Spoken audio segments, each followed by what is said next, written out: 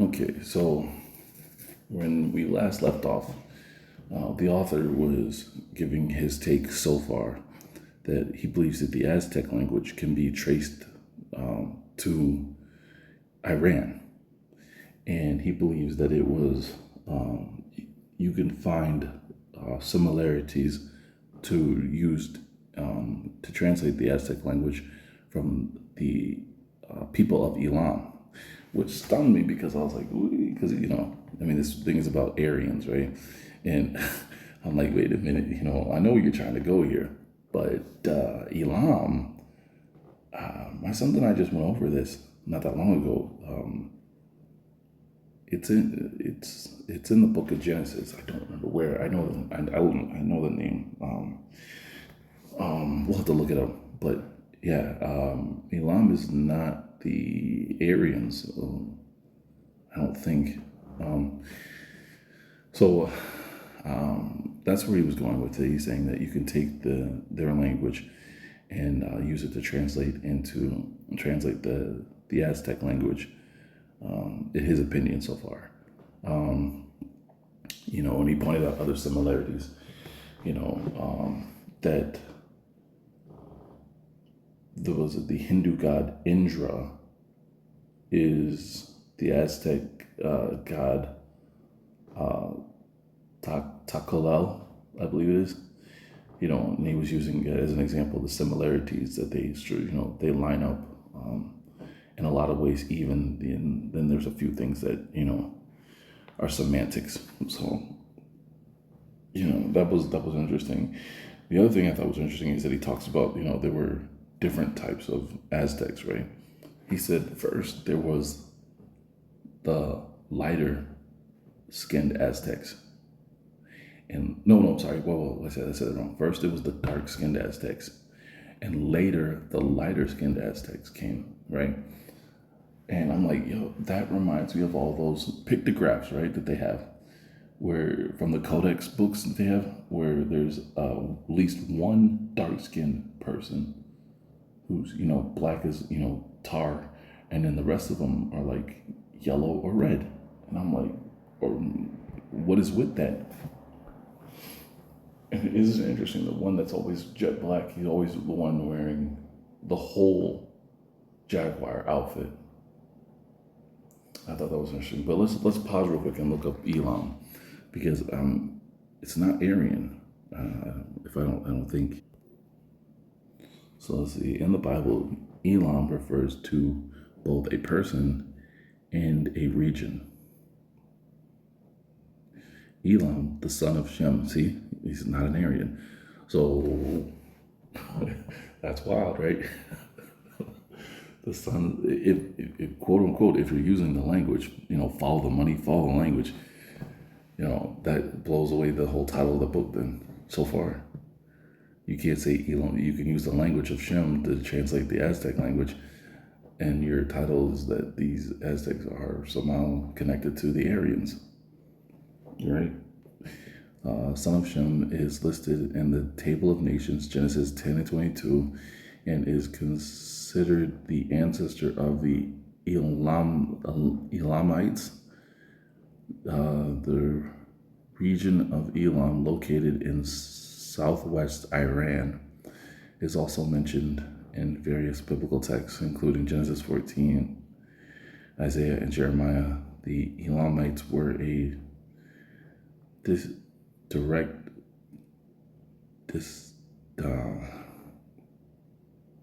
distinct people with their own language and culture, and their land played a role in both historical and prophetic narratives. So, what are people that you're saying are in Iran? What is their language, a connection to the language, doing with the Aztecs, according to this book and this author? So let's go into it. I'm going to try to interject and not just let the book read through, so I can actually speak what I'm thinking about. I try to stay out of it, so I don't interrupt the narrative. But I was asked to maybe throw my thoughts in so people can understand what's being said. Roars, cow, bite, dog, sweat, elbow, ox, Oh, sorry. Let's see. I just wanted to get that off the screen there. Chapter 3. Analysis. Roots are the basis of philological research. Roots originally may have consisted of but 2 letters or even of but 1. In Tupi, words frequently consist of a vowel, and e, for example, has nearly a score of meanings, which are differentiated by prefixes and affixes, and I is a root, to go, in Sanskrit. In Chinese, many words appear to consist of but 2 letters, a consonant and a vowel. In fact, some claim this to be a rule of Chinese. A compound consonant like ch or ts is counted as a single consonant. The most common form of Aryan roots appears to be consonant plus vowel plus consonant, as vad, to know, reveal. But Vanyik, totter, while appearing to be exception, is really a triliteral root strengthened by n. Then does not appear in Latin, where we have vacillare, totter, eng lish vacillate. Bear in mind this strengthening, which occurs frequently in Sanskrit and Greek. This will explain the frequent disappearance of n in comparisons between Mexican and Sanskrit words. Thus man, to think, becomes mati in Mexican, but retains the n in the eng, lish word mind. Tupi roots, like e, may simply have lost their consonants. Sometimes what appears to be a simple root is really a compound or extension, as Sanskrit yud, to fight, which u plus dhe, Mexican yao chawa.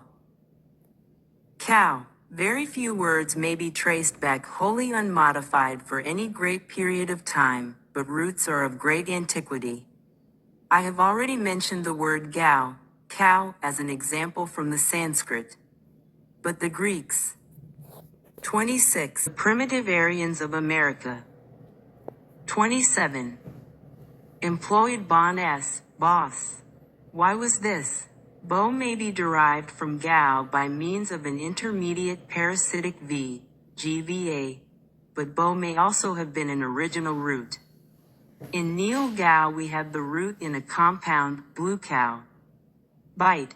The investigator does not always find his work so easy, as in the examples named, which are simple. Often but a small portion of a root can be traced in a word, or the whole is so transformed as to be unrecognizable.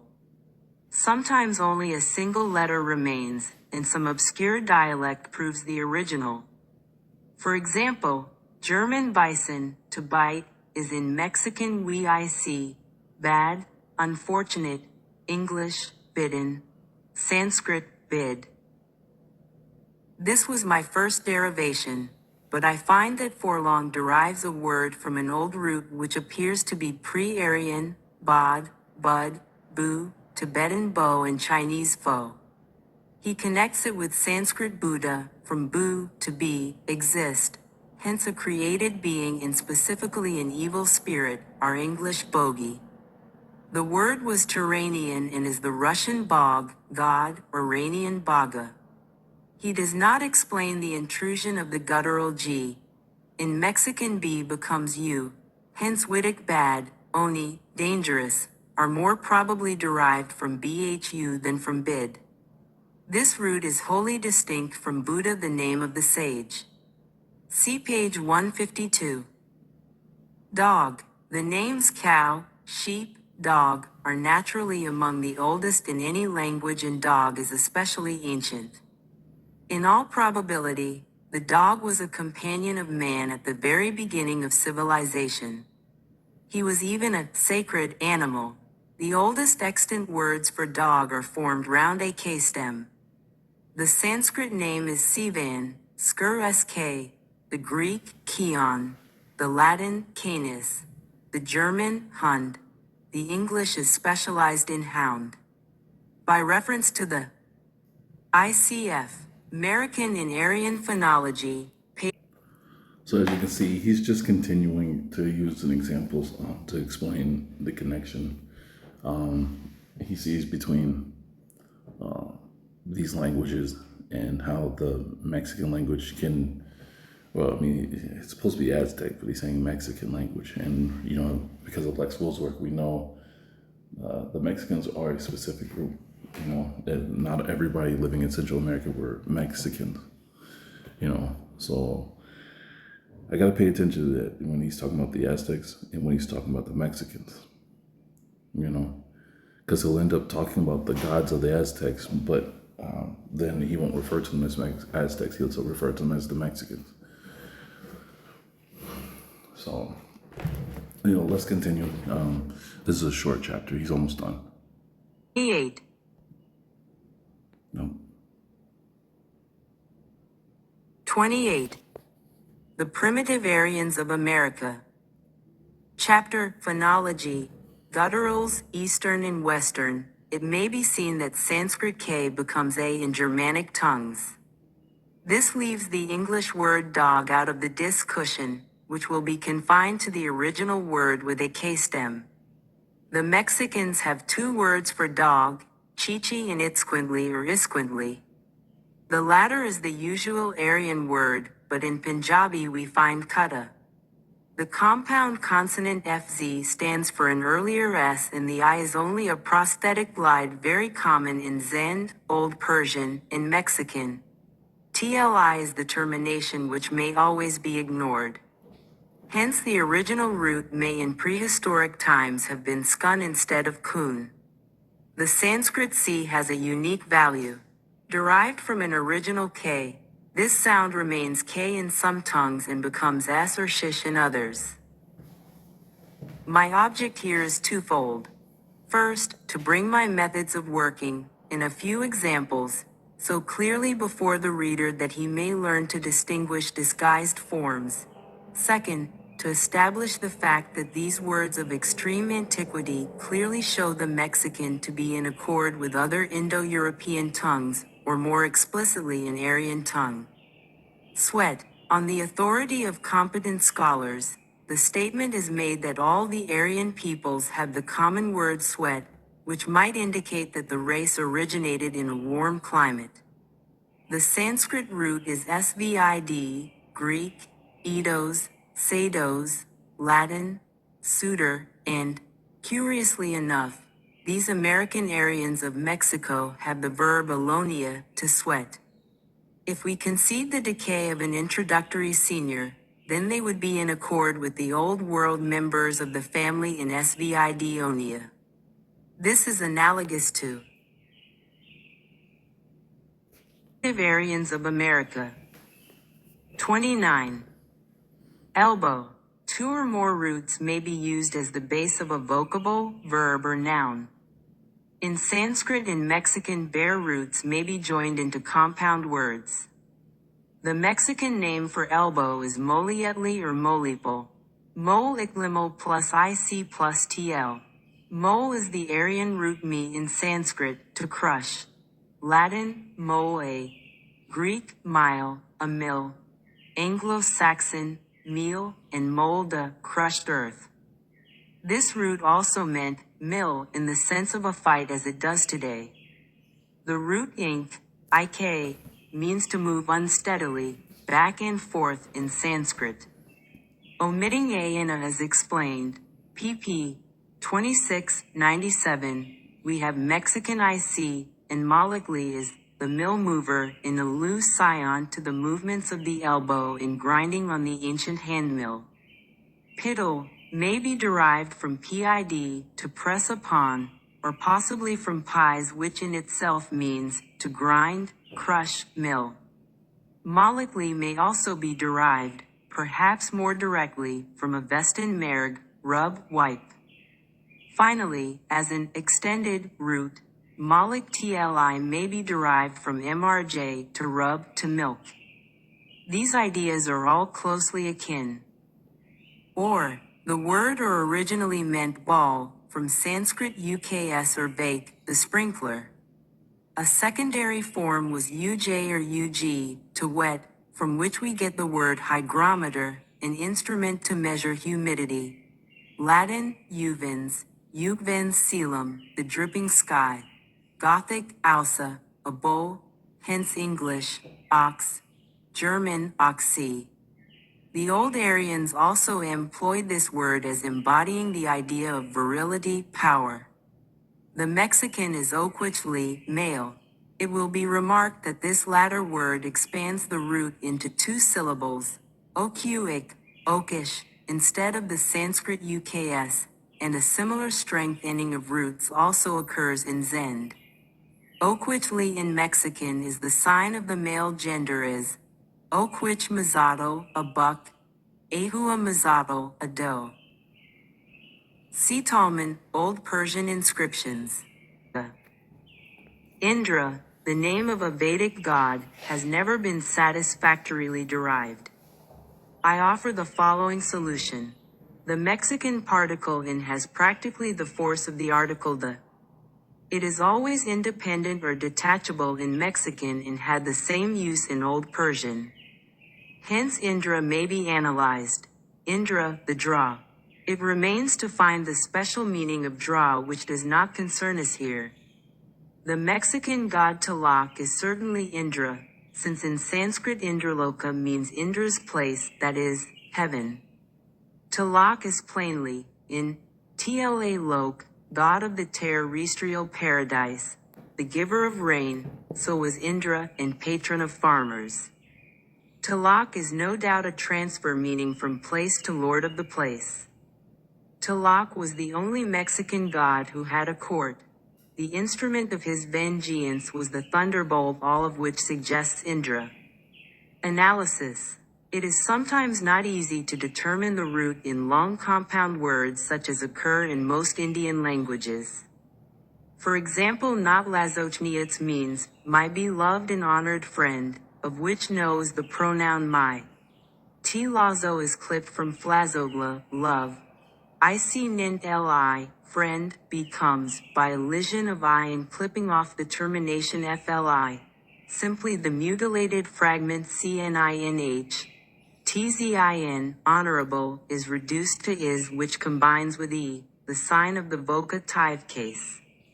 Temicthiani, a teacher, is resolved into fe, someone, mati, to think, which becomes mokli in the dative form, and ani, a termination meaning one who does.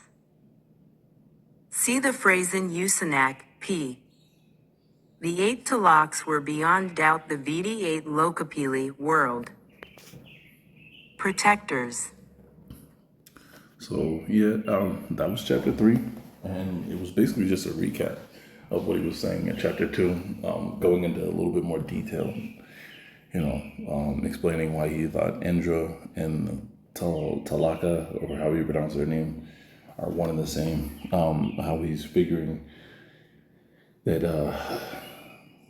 the only part I don't get is why he's using Sanskrit, because Sanskrit is not an ancient language. From what I've learned, Sanskrit came around the time that King Kanushka went into India and removed the melanated people from India, took their writings, took them back to Afghanistan, had them translated, and came back with the new version, with the version of the caste system, where the pale people were on top, the dark people were on the bottom. And I forget the language he switched it from. Pile. Pile was the language they took them out of and turned it into Sanskrit. So that's one of the languages that I tried to understand, but comprehend. I've watched YouTube videos on it and read stuff, but I still don't get it. I guess only a small group of people actually still speak it too, of some island off of India now. So, but that's the only part that bothers me. It's like, okay, you're saying Aryan, but then you're using Sanskrit to use in a lot of cases to try to say, oh, Z. So then it's like, okay, where did Sanskrit really come from? I know what is his name also. I have to go back and watch Anthony L. Elmore, because he's another one that points out Sanskrit is not an ancient language. It's relatively new. So that's the part that bothers me. But other than that, he's got my attention so far.